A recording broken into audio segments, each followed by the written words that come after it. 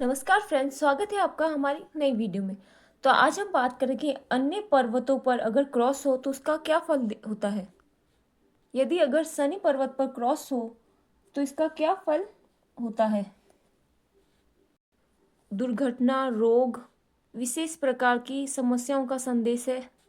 शनि धन का कारक है, शनि दुख का कारक है, शनि मृत्यु का कारक है।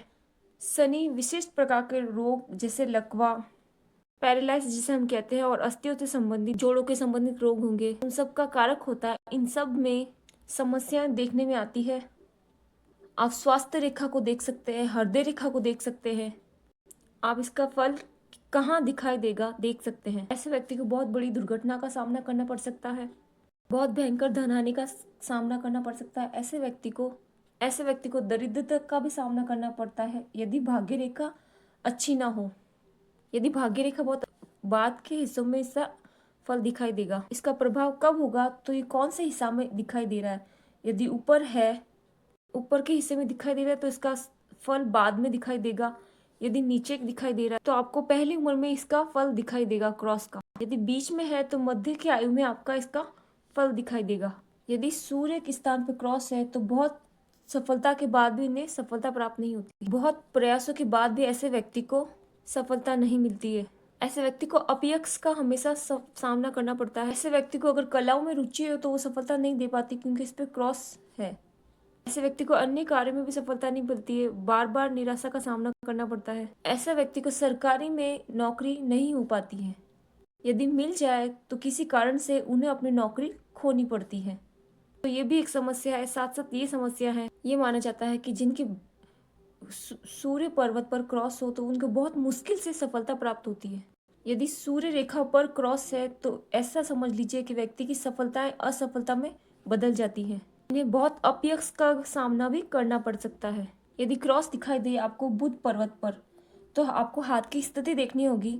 अगर बुध पर्वत बहुत दबा हुआ है, क्रॉस भी है, तो ऐसा व्यक्ति बहुत धूर्त होता है, उस पर विश्वास नहीं किया जा सकता, धोखेबाज होता है बहुत। यदि आप देखेंगे कि बुध पर्वत बहुत अच्छा है, उसके अन्य संकेत बहुत अच्छे हैं, कि हृदय रेखा बहुत अच्छी है और हाथ के अन्य पर्वत भी बहुत अच्छे हैं, तो ऐसे व्यक्ति की धोखेबाजी की सामना बहुत कम होती है। फिर ऐसा व्यक्ति अपने व्यापार में असफलता पाता है जिनके क्रॉस होता है बुध पर्वत पर।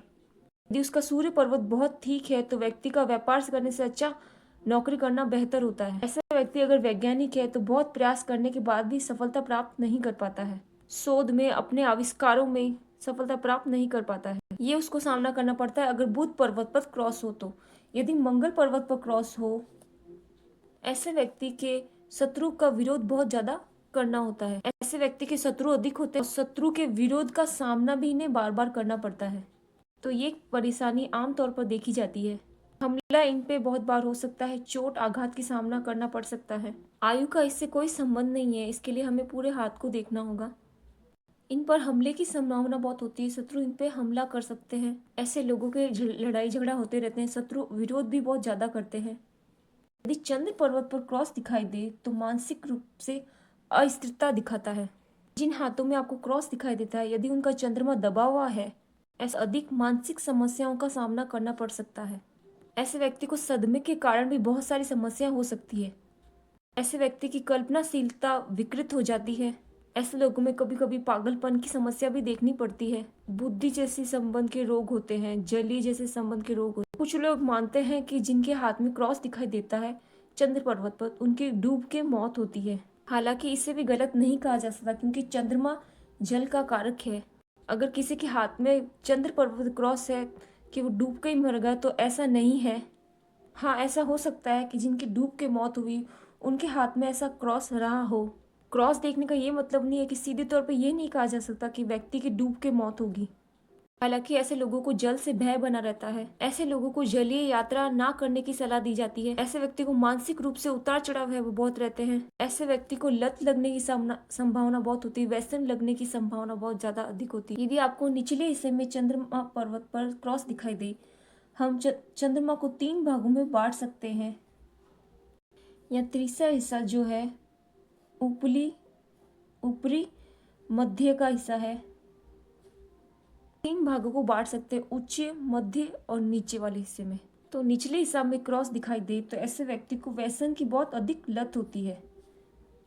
व्यक्ति की आदतें बुरी होंगी। यदि बीच के हिस्से में आपको दिखाई देता है या ऊपरी हिस्से में दिखाई देता है तो ये मानसिक स्थिति खराब हो रही है। और यदि क्रॉस तक रेखा इस क्रॉस को छूकर पहुंचे, निश्चित रूप से ऐसे व्यक्ति को अधिक समस्याएं देखने में आएंगी।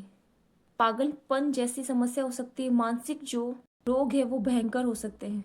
यदि आपको शुक्र पर्वत पर क्रॉस दिखाई दे तो ये भी है जो बहुत बुरा है। इसका आकार देखिए सबसे पहले, ये कितना बड़ा है, क्योंकि जितना बड़ा होगा उतने बुरे प्रभाव देगा, जितना छोटा होगा उसका प्रभाव इसका कम देगा। किसी भी पर्वत पर क्रॉस जो है उसका साइज जो मैटर करेगा। ये क्रॉस जो है प्रेम में असफलता का सूचक होता है। शुक्र पर्वत पर ऐसा व्यक्ति अगर शुक्र के कार्य में हो तो उसे कार्य में भी उसे असफलता मिल सकती है। सामान्यतः इसे प्रेम के में असफलता का कारक माना जाता है। धन से इसका कोई विशेष संबंध नहीं होता। जिन व्यक्तियों के हाथ में शुक्र पर क्रॉस होगा उनके शुक्र के कार्य के संबंध में अच्छी सफलता प्राप्त नहीं होती है। ये भी बात हम कर सकते हैं।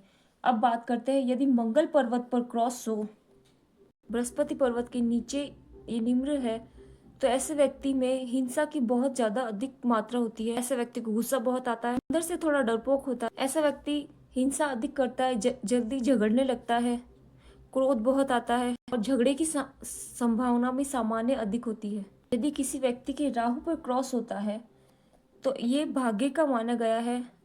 राहु के क्षेत्र पर क्रॉस देखा जाता है। यहाँ क्रॉस होने पर क्या होगा, भाग्य का हिस्सा माना जाता है, धन का हिस्सा माना जाता है। धनहीनता को थोड़ा दर्शाता है।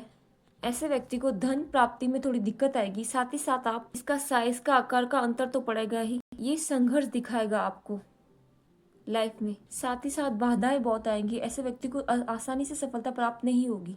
यदि भाग्य रेखा इधर है और आपको चंद्र पर्वत पर क्रॉस दिखाई दे तो ऐसे व्यक्ति को यात्रा में बाधाएं आती है। यात्राएं बहुत बाधित रहती है। आसानी से सफलता यात्रा में नहीं मिलती है। यात्रा आसानी से नहीं होती है और साथ साथ व्यक्ति की यात्रा उन्हें हानि पहुंचा सकती है।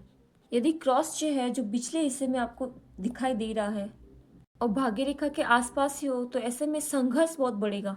आसानी से सफलता प्राप्त नहीं होती। ये थी क्रॉस के बारे में। अगर विभिन्न पर्वतों पर क्रॉस दिखाई दे तो उसका क्या फल होगा।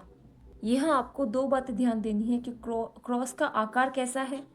यदि एक लाइन यहाँ से निकल जाए तो उसे क्रॉस मानेंगे नहीं, रेखाओं से बना हुआ क्रॉस नहीं माना जाएगा।